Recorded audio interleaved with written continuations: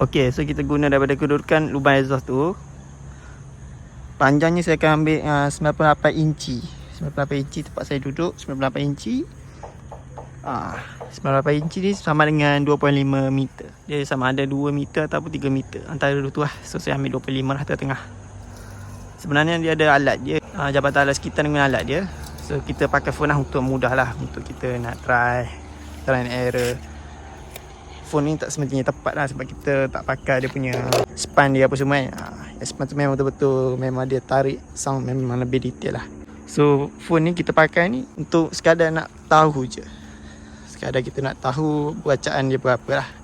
Tapi kebaikan developer apps ni dia pandai lah buat. Untuk phone tu dia dah kaji dengan yang sebenar. Alat yang sebenar dengan phone tu dia dah kaji. Software tu dia buat tu, apps dia buat tu dia dah compare lah. So memang dikatakan hampir gitulah, hampir tepat lah. Okay, jom kita try. So saya menggunakan apps ni, disable apps tengok iPhone. Okay, ini free lah, saya tak bayar. Okay, kalau kita senyap bunyi persekitaran, bunyi burung-burung, bunyi kereta 45 macam tu lah.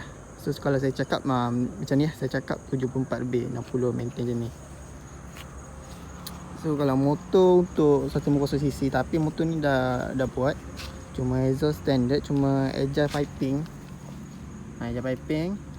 Lepas tu tekuk ni standard lah. Block 63, camera semua usik, ECU standard, exhaust standard, tak ada usik apa-apa, cuma usik benda ni. Piping dia besar sikit. So motor ni bukan 150cc, dia 150 ke atas, tapi dah ubah sesuai. Lock besar. Jadi kalau kena JPJ, kalau mungkin test sound dia mungkin kena ataupun tidak. Tapi exhaust standard mungkin tak kena lah atas. Budi bicara cakap pula. Okay. Tapi untuk 125 pula, untuk saya dah modi jack 08, piston 0.25. Kotak angin saya dah tebuk banyak. Tebuk banyak. Exhaust, tapi exhaust 100% standard. Exhaust 100% standard, tak boleh usik stopper pun standard semua. Tapi dia punya okey lah, kira masih dia boleh cakap lagi. Sebab kalau 125 betul-betul standard, wakilan betul-betul standard, dia akan bunyi dia lagi lembut sikit. Tapi saya punya modified ni, dah kotak angin tebuk, dia bunyi kuat. So kalau saya test jabatan alat sekitar ni, mungkin akan kena lah. Sebab dia dah melebihi 100 untuk 150cc. Tapi ni two stroke dia tak boleh bunyi. Dia tak boleh bunyi slow. Dia bunyi, memang bunyi kuat.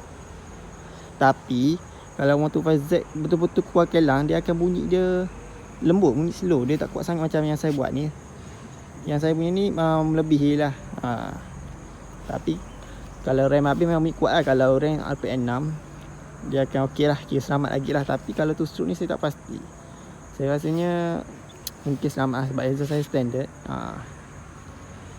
Okey.